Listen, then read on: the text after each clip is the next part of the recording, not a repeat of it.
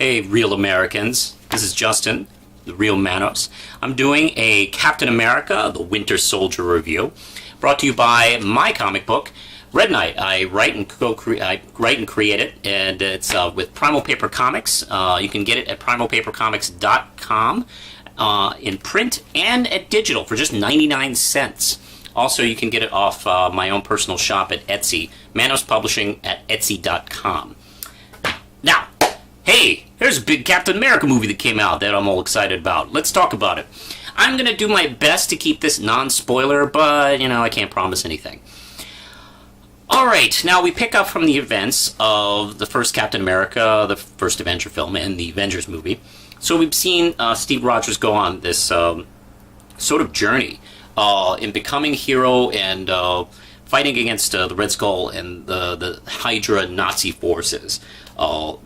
Woken up in the present day where he is kind of like trying to do a lot of catching up. I mean, not only does he have to get used to the world of the present day, he also has to get used to the present day world of the Marvel universe, which has a lot more scary shit in it than our universe does. So, he learns to kind of like find himself as a soldier and a hero again on the Avengers. Now he's been working with S.H.I.E.L.D. for the last 2 years, mostly with Black Widow and Nick Fury. At the beginning of this film, he does have he's getting rather tired of the complications of a lot of the S.H.I.E.L.D. missions and work. I mean, for instance, in the sequence where he takes on Batroc, he's a little bit irritated about the fact that Black Widow had a secret mission within his mission, and he felt it maybe kind of endangered the mission as a whole from what they wanted to try and do by rescuing hostages. By the way, Batroc was awesome and very well adapted into film. Excellent work. So he and Nick have this conversation about the complexities of freedom versus security, and that's, of course, a conversation a lot of people have been having for the last, when was 9/11? Since then. And Nick has this theory that, you have to, get to these threats before they actually can do some damage, and Steve is actually worried that actually is now creating a world fearful and bullied by those who have this power, and it's not freedom anymore, it's fear. And Nick actually brings up, I think, a very good point. Actually, Steve does agree with him that we did some things during World War II that weren't so awesome and clear cut, and what I like about that moment is that Captain America fully acknowledges that. Like, yeah, there's some things we did back then that we weren't too proud of. But, what we're talking about now is taking things, a step too far. The thing that really starts complicating things, obviously, is Nick Fury realizes that there are things being kept away from him. And he has a meeting with Alexander Pierce, who is played by Robert Redford. And Robert Redford is excellent in this role. What he does is he plays this film absolutely straight, as if it's not a comic book movie, as if it's not a Captain America movie, or there's anybody in costume or scientific sci-fi weird shit going on. He plays it like a 1970s espionage film, which is the exact way to go, because that's who this character is. And to have him ham it up would have been a huge mistake, and I think would have really really ruined the atmosphere that they were trying to do. And this film, I think, does an excellent job grounding the Marvel Cinematic Universe in the real world with some real stakes. In a way similar to what Nolan was doing with the Dark Knight trilogy. But at the same time, nothing feels forced, and nothing feels over dramatized, if that makes any sense. Also, the connections to the previous film are very well done. So you could, I think, for the most part, if you missed Avengers, if you were that one person, I don't think you'd be too lost, because it connects to the first film very well. And one of the things I really love, especially about tone, is this Captain America series has been done exactly right so far as tone. The tone Johnston does in this movie, in the first Avenger, is exactly right. That's the way the film should have been done, as far as the optimism of Steve Rogers in this this world of the 40s and the era of World War II was a good mix, and it wasn't too painted with rose-colored glasses. There was that air of darkness and threat, despite of the tone that Johnston was created. So he created a great balance. Now flash forward to the present, and things are more complicated. We don't have Nazis, trying to knock on our doors and trying to, invade the whole world. Things are a little bit more complicated. Who do we fight? Who are the bad guys? Are terrorists all the bad guys? And what are we doing to get these terrorists? Are we doing the right thing? Are we creating, our own problems? And I think this film does it very well. And you don't know who your enemies can be.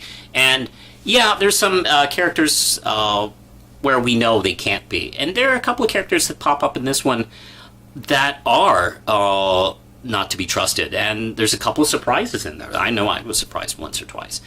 I think this film does extremely good job of holding the tension. And I know a lot of comic book fans will be saying, well, yeah, I know, I know we could trust these guys. I knew this character was going to be the Winter Soldier. But you know what? I hate to break this to you, but not everybody's a Marvel geek. Not everybody is a film geek. And in the theater I saw, when there was a couple big reveals, it was surprising. And it came naturally. It wasn't... There were no parts that this film felt like... There was no part of this film that felt like, oh, Nolan did it in Dark Knight, then let's do it here. None of that happened in this film. Everything felt really natural. The relationship he has with Sam Wilson comes together really well. I like Sam Wilson a lot. I think that actor's portrayal, Anthony, can't remember his last name. Anthony's really good in this role. He does have a good sense of former soldier who's now, doing pretty much what the Falcon does. Doing a lot of social work and helping people at the VA. That felt really true to the character, and his costume, while not painted red and white, I think works really well, and he's very effective in his battle scenes, by the way. This is the most I've seen Falcon kick ass. I'll be honest, a lot of times I see the Falcon in comics, he's getting the shit beat out of him over and over again, and this time it's fun just seeing him tear up. Black Widow, of course, is very good. This there's a lot of moments in here, since she doesn't have to compete with like 14 other characters. She has some very good moments in this film where she has to actually... She and Steve have to escape together, so it's just them for a few minutes in this film. And you get to see her be a person, and you get to see her deal with her past, where still we're not being told very much about her past. But we've given enough hints about it. There's actually several Captain America villains that pop up in this movie, and I'm not going to say exactly who, but one of them shows up from the previous film, and that whole scene where they meet him is just really effective and very creepy and very well done. Very good performance by that actor, and it's mostly a vocal performance, but still, oh my god, it's just great. And another thing I like about Chris Evans and the way his Captain America is written is that there aren't a whole lot of scenes where, Captain America goes, oh, what is this strange thing? Oh, what is this? Does this have to go on my lap? Is it a laptop? I don't know. What is it? They don't have stupid scenes like that. First off, that would have been idiotic because he'd been around in the present for 2 years now.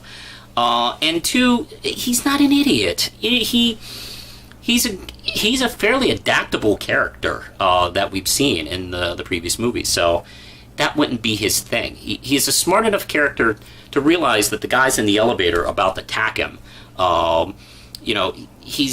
I loved his little list where he's trying to catch up on cultural moments that he's missed. And, he's smart. The writers are smart enough to not have it just like, the last 8 things that have happened the last year. Like, oh, Miley Cyrus and something else. There's like the moon landing and I Love Lucy and Nirvana and the Beatles. And did you catch anything that was interesting? Star Wars / Trek. Yeah. And I think Wars was scribbled out like he had seen it already. Yeah. I hope he hasn't seen The Phantom Menace. I'm sure that wasn't written on there. Like, skip Phantom Menace. Oh, and Steve Jobs, and in parentheses it said Apple. Yeah.